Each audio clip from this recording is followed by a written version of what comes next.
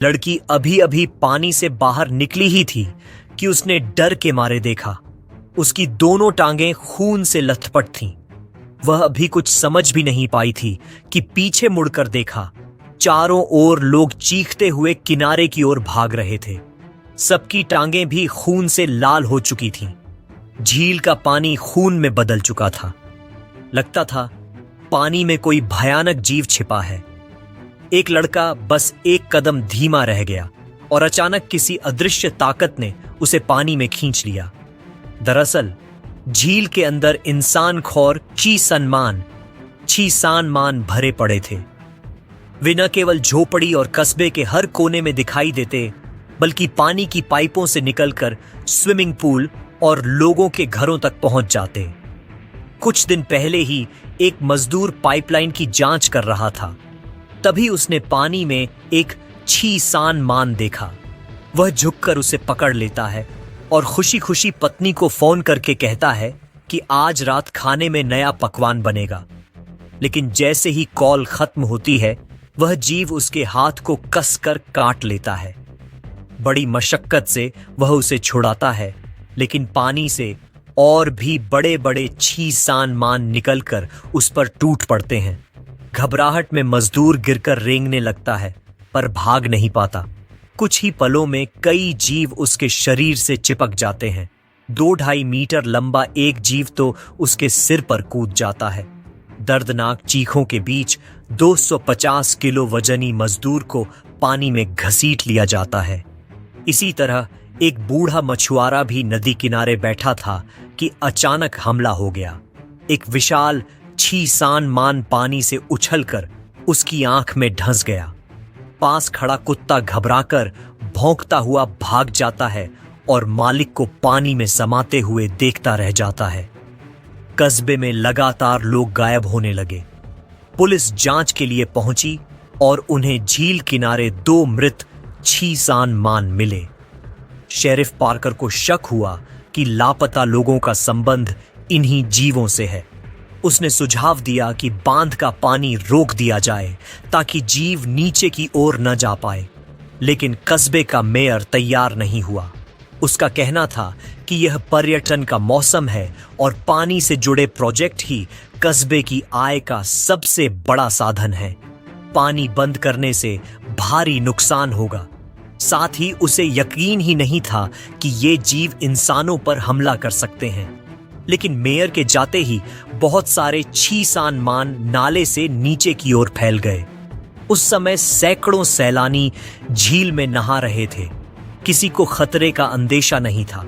तभी एक लड़की किनारे लौटी और देखा कि उसकी जांघ से खून बह रहा है। सब घबराकर चीखते हुए किनारे भागने लगे।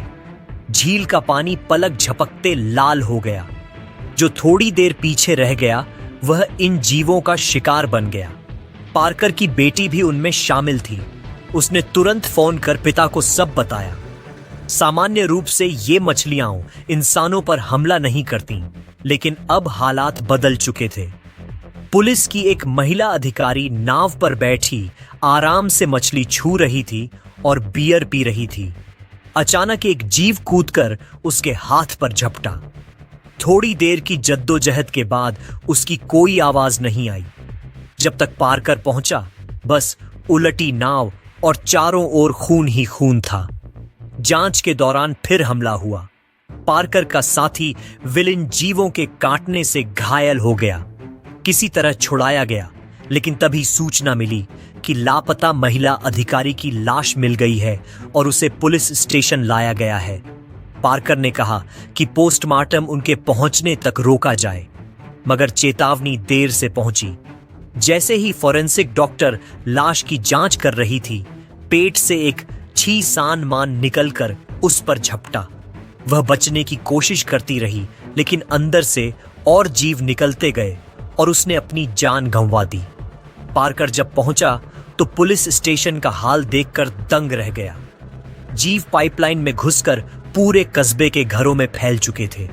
उसने मेयर को बुलाया, लेकिन वह अब भी जिद पर अड्डा रहा। उसे लोगों की जान से ज्यादा कस्बे की कमाई की चिंता थी। स्थिति बिगड़ती गई। जीव घरों, शौचालयों और पूल तक पहुंचकर लोगों को चीरने लगे। पूरा कस्बा अराजकता में डूब गया। पार्कर अपनी पत्नी, बच्चों को बचाने की कोशिश करने लगा। रास्ते में कई पुलिसकर्मी और लोग मारे गए। पार्कर के परिवार पर भी कई बार हमला हुआ। उसकी बेटी और पत्नी ने हिम्मत दिखाकर जीवों से लड़ाई की, कभी जलती हुई रॉड से, कभी घास काटने की मशीन से। किसी तरह वे बच निकले। बेटा छिपा हुआ था, जिसे बाद में दोस्तों की मदद से बचाया गया। आखिर में पार्कर ने समझा कि इन जीवों को रोकने का एक ही तरीका है, बिजली का झटका। पास के पावर स्टेशन का इस्तेमाल करके सभी जीवों को एक जगह लाकर खत्म करना। योजना के लिए उन्होंने जीवों के जिगर, लिवर का इस्तेमाल किया, क्योंकि उसकी गंध बाकी जीवों को आकर्षित करती थी। वे लिवर डालकर पावर स्टेशन के शाफ्ट में फेंकते हैं। जीव झुंड में आते हैं। बिजली का स्विच चालू करते ही जबरदस्त करंट पूरे टनल में फैलता है। हजारों छी-सान मान भुनकर वहीं मर जाते हैं। भयावह त्रासदी के बाद आखिरकार कस्बा बच गया। पार्कर और उसका परिवार हीरो बन गए।